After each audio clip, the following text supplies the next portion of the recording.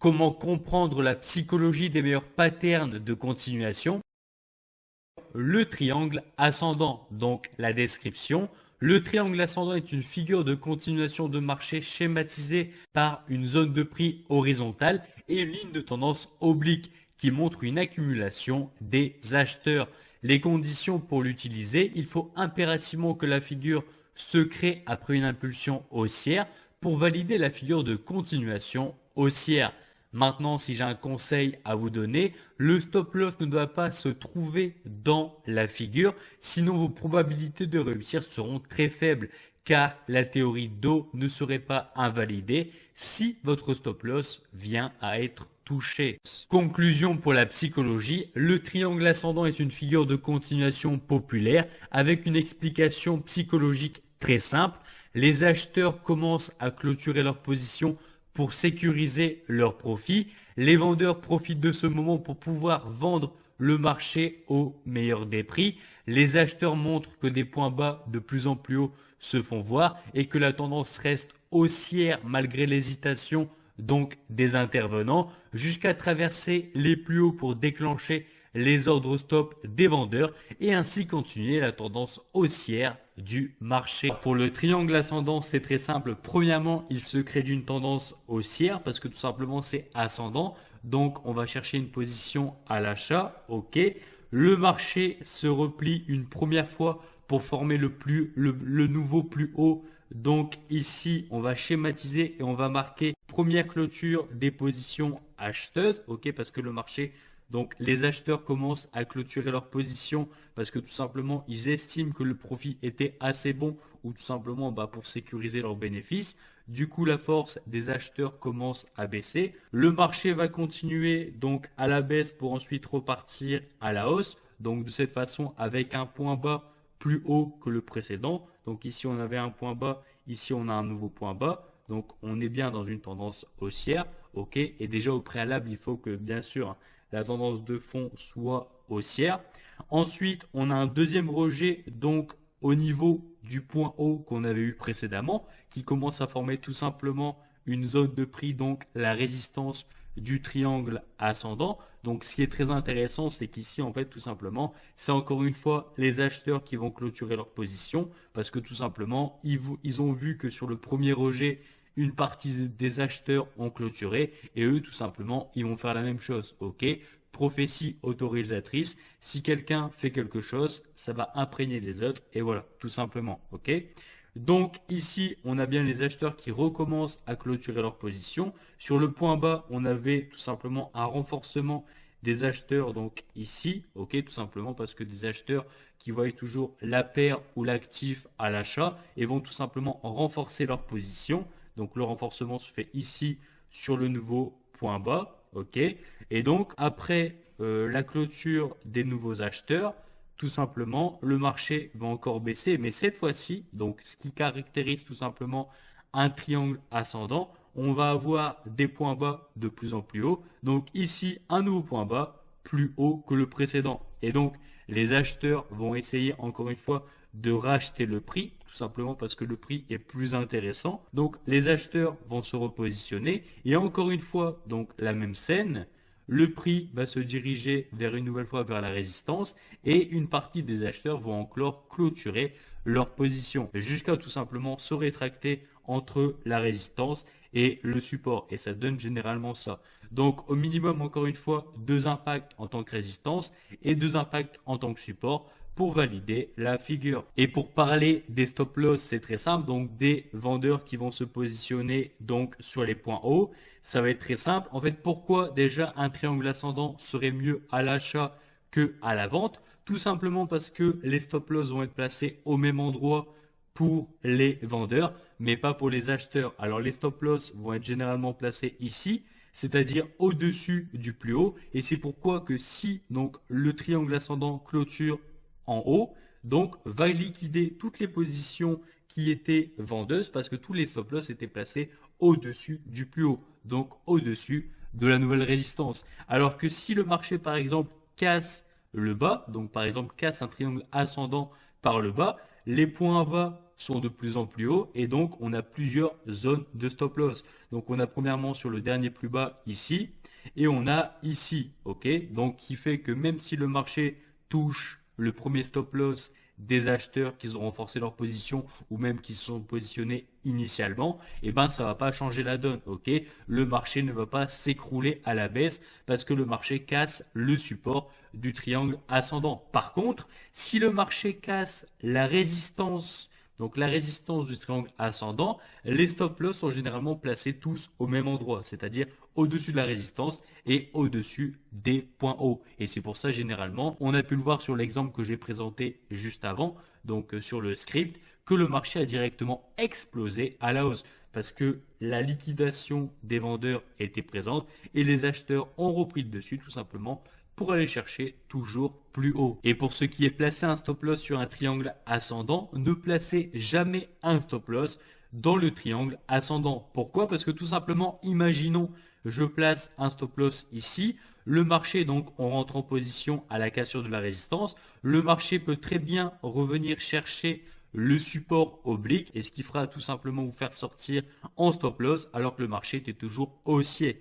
parce qu'on avait toujours des points bas de plus en plus haut et donc ne pas mettre son stop loss en dessous d'un point bas est une grosse erreur technique parce que tout simplement la théorie de dos n'est pas invalidée. Donc même si votre ratio n'est pas intéressant, faites les choses correctement, c'est-à-dire placer un stop loss en dessous d'un plus bas pour invalider une théorie de dos si le marché par exemple comme ceci viendrait à se retourner et par exemple ça ferait potentiellement sur une unité de temps plus petite un double top, ok?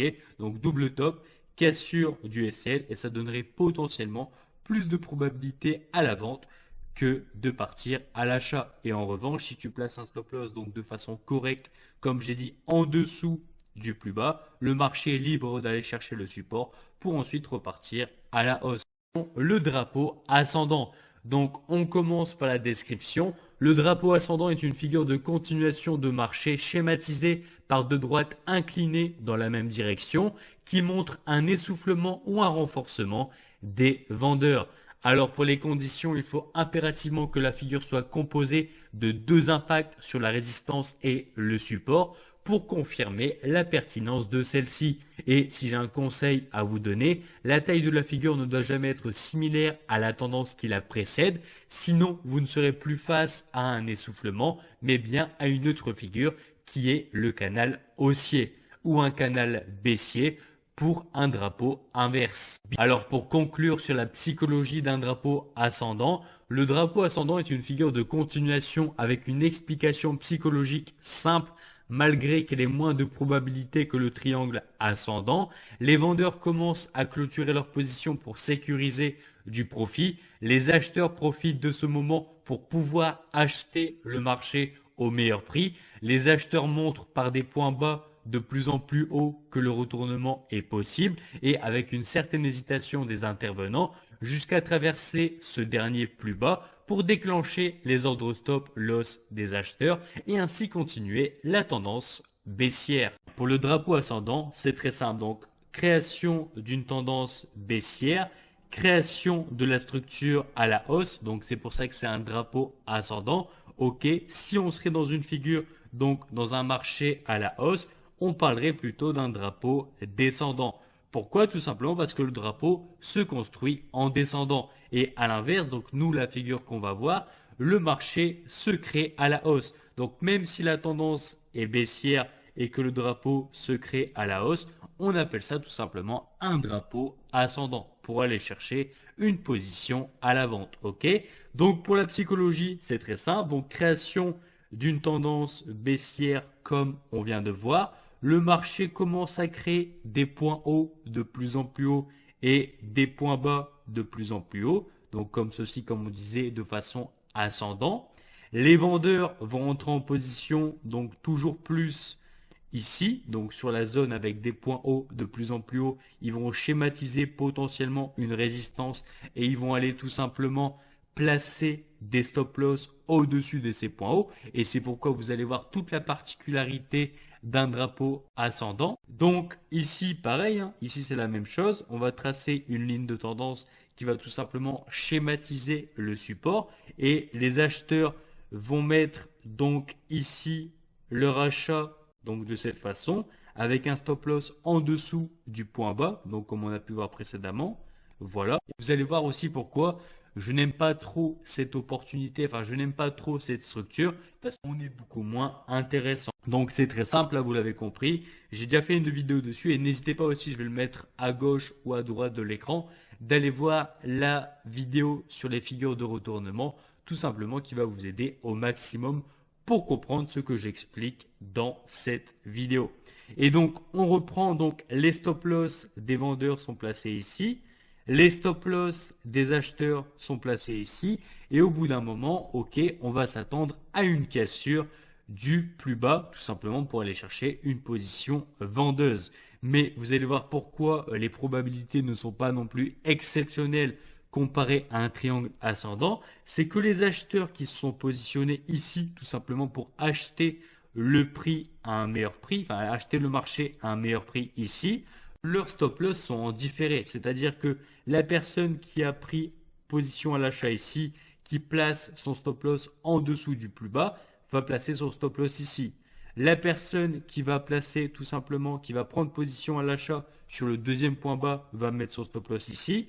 Et la troisième personne qui va rentrer à l'achat ici, va mettre son stop loss ici. Donc ça fait un peu des stop loss en forme d'escalier. Et vous comprenez donc que même si le marché clôture en dessous donc du dernier plus bas, donc comme ceci, le marché n'aura déclenché tout simplement qu'une seule phase des stop loss des acheteurs et ça devient problématique.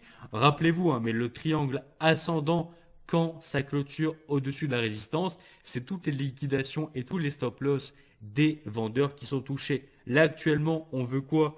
On veut que les vendeurs gagnent et tout simplement, on veut que les positions achat, donc les stop loss des positions achat disparaissent. Mais comme c'est fait en escalier, donc dans la logique, on devrait attendre la cassure de ce niveau, mais c'est pas vraiment intéressant parce que le ratio ne serait plus intéressant. Encore une fois, pour l'objectif théorique, c'est simple. Vous prenez la taille de l'impulsion qui précède la figure et vous la dupliquez à partir du dernier plus haut. Donc c'est-à-dire ici jusqu'au sommet. Et donc vous en doutez que si vous prenez position ici, donc si vous attendez la cassure de tous les stop loss des acheteurs qui ont pris position sur les points bas, si vous prenez position ici avec un stop loss bien placé, généralement le ratio ne sera pas intéressant. Ok, c'est de la logique. Et donc moi ce que je vous conseille tout simplement quand vous tradez un drapeau ascendant, c'est d'avoir assez de marge entre tout simplement la prise de position, donc la prise de position qui se fait ici,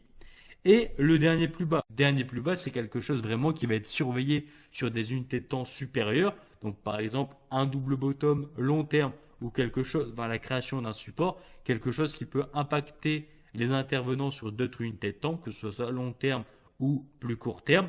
Et donc faites vraiment attention. Quand vous prenez une position sur un drapeau ascendant, un minimum de marge entre la prise de position et le dernier plus bas. Parce que, imaginons, donc je vais le schématiser ici, si on n'a pas assez de marge entre le dernier plus bas et la prise de position, on n'a pas assez de marge tout simplement pour manager entre la prise de position et le dernier plus bas. Et pour finir sur le drapeau ascendant, rappelez-vous que si la tendance donc qui précède la figure est donc de la même taille que la composition et la création du drapeau, c'est plus simplement un essoufflement du marché, mais on va plus parler tout simplement d'un canal haussier, ok?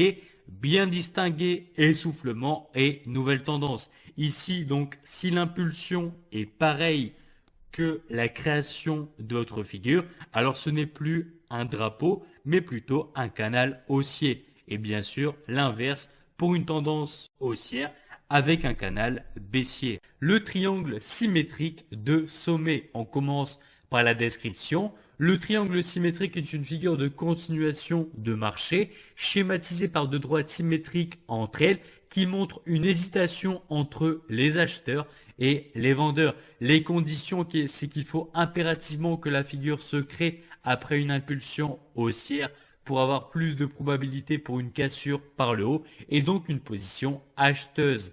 Et à l'inverse, si vous tradez par exemple un triangle symétrique de creux, alors les probabilités seront plus vendeuses. Et si j'ai un conseil à vous donner, je recommande d'attendre la cassure d'un plus haut qui a servi comme création de la résistance avant de prendre une position pour avoir un plus haut que le précédent pour la théorie de dos. Bien. Le triangle symétrique est une figure de continuation avec une explication psychologique plutôt simple.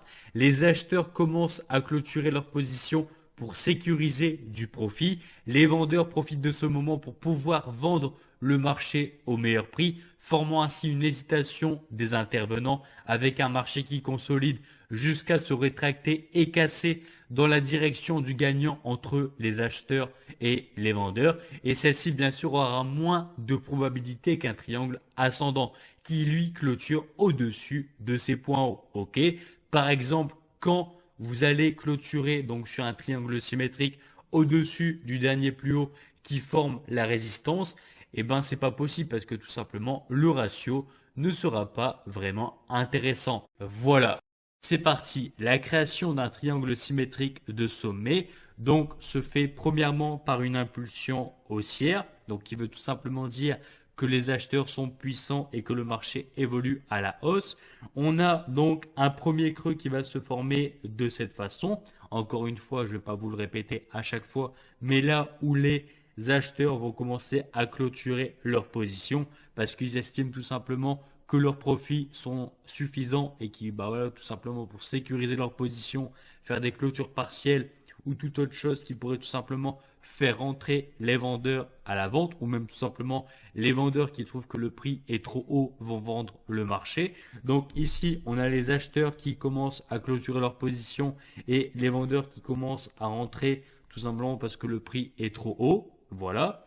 Le marché va ensuite créer un nouveau plus bas, donc beaucoup plus loin que le plus haut parce que tout simplement ce n'est pas un triangle ascendant. Un triangle symétrique c'est généralement un peu plus gros parce que généralement il faut un peu d'espace entre la création du premier plus haut et du premier plus bas pour ensuite aller se contracter jusqu'à la cassure de celui-ci.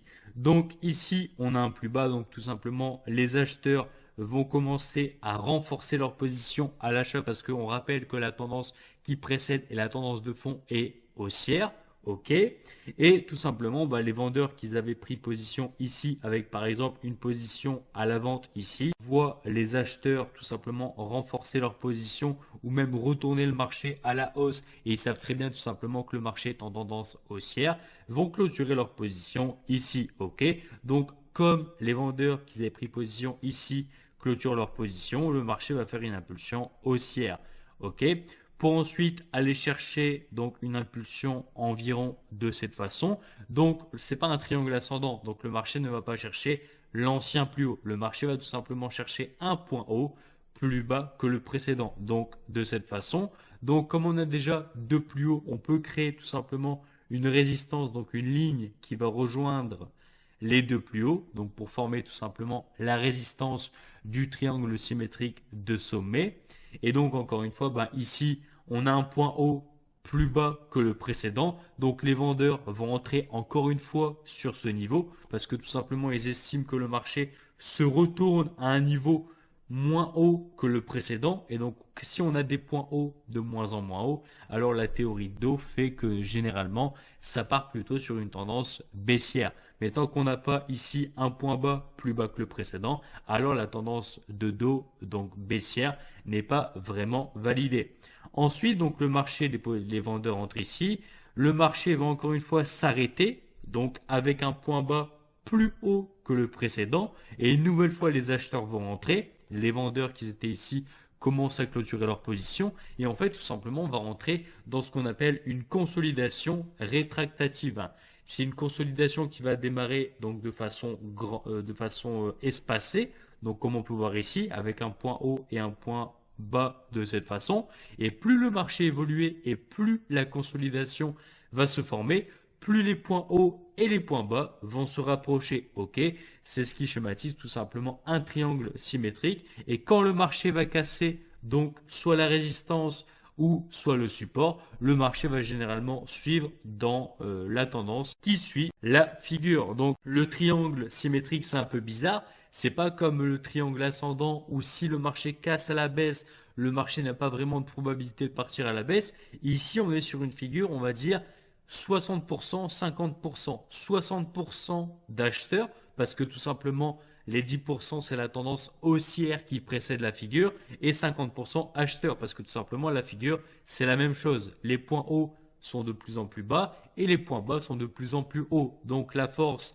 des acheteurs et des vendeurs est tout simplement ex aequo, et il n'y a que la tendance de fond qui précède la figure qui va changer la donne sur tout simplement le choix d'un achat ou d'une vente. Et donc, cette fois-ci, maintenant, on peut schématiser le support qui relie les deux points bas. Et donc, on a bien un triangle symétrique avec au minimum 2 points hauts et 2 points bas. Donc, la figure est complètement validée. Et maintenant, tout simplement, on va attendre la cassure d'un point haut. Donc, le point haut précédent pour un achat. Donc, par exemple, ici, si on a un troisième sommet, donc on a un troisième sommet qui se crée, et le marché vient rechercher le support, on va attendre tout simplement la cassure de ce plus haut. Parce que au minimum, pour entrer sur un triangle symétrique de sommet ou sur un triangle symétrique de creux, il faut attendre obligatoirement la cassure d'un point haut ou d'un plus bas que le marché tout simplement a créé. Et donc là, si on veut rentrer à l'achat comme c'est un triangle symétrique de sommet, on va attendre la cassure de cette zone, tout simplement qui marque les stop loss des vendeurs, donc qui se trouve ici. Et si le marché casse cette zone, tout simplement les vendeurs vont être liquidés et les probabilités que le marché parte à l'achat seront décuplées que de repartir à la baisse. Encore une fois, si vous placez un stop loss sur ce genre de setup, donc sur un triangle symétrique, vous allez placer votre stop loss sous le plus bas. Comme ça, si le marché revient ici, donc se retourne, on aura une sorte de double top sur une tête de temps plus courte et le point bas sera cassé et tout simplement on aura plus de probabilité, encore une fois très légère, de partir à la baisse. Le problème donc d'un triangle symétrique et d'un drapeau ascendant ou descendant, contrairement à un triangle ascendant ou descendant, c'est que par exemple sur un triangle ascendant comme on a pu le voir, c'est une résistance et du coup les stop loss seront placés tous au même endroit, ok? Et c'est pareil pour un triangle descendant. Les stop loss donc des acheteurs seront placés au même endroit et si le marché casse le support pour valider un triangle descendant, alors le marché aura plus de probabilité parce que l'intégralité des stop loss seront tout simplement touchés. Par contre, ici sur un triangle symétrique, on sait qu'il y a des vendeurs qui sont entrés sur le plus haut ici, donc avec un stop loss de cette façon. Les vendeurs sont entrés ici avec un stop loss de cette façon et les vendeurs sont entrés ici avec un stop loss de cette façon. Et c'est pareil pour les acheteurs, ok? Mais ce qui veut dire tout simplement que si le marché casse, donc touche, atteint les premiers stop loss des acheteurs qui étaient positionnés ici, alors tout simplement, on aura des probabilités certes que le marché parte plus à la hausse qu'à la baisse, mais il y aura toujours des vendeurs sur ce prix. Et c'est pourquoi on peut voir généralement que le prix a tendance à réagir sur ce niveau, donc sur le dernier plus haut.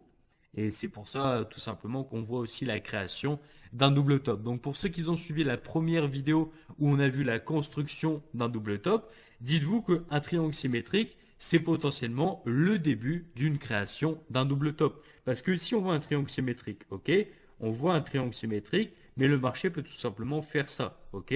Donc former un double top. C'est pour ça que c'est pas la meilleure figure en termes de probabilité pour un achat ou pour une vente, et on va plus favoriser. Donc si vous avez le choix entre un triangle symétrique, drapeau ascendant ou descendant et un triangle ascendant ou descendant, vous allez 100 fois choisir le triangle ascendant ou descendant parce que à la cassure de la résistance ou à la cassure du support, tout simplement les stop loss des vendeurs ou des acheteurs se font complètement liquider parce que généralement tout le monde place un stop loss au-dessus d'un plus haut d'une résistance ou au-dessus d'un plus bas pour un support.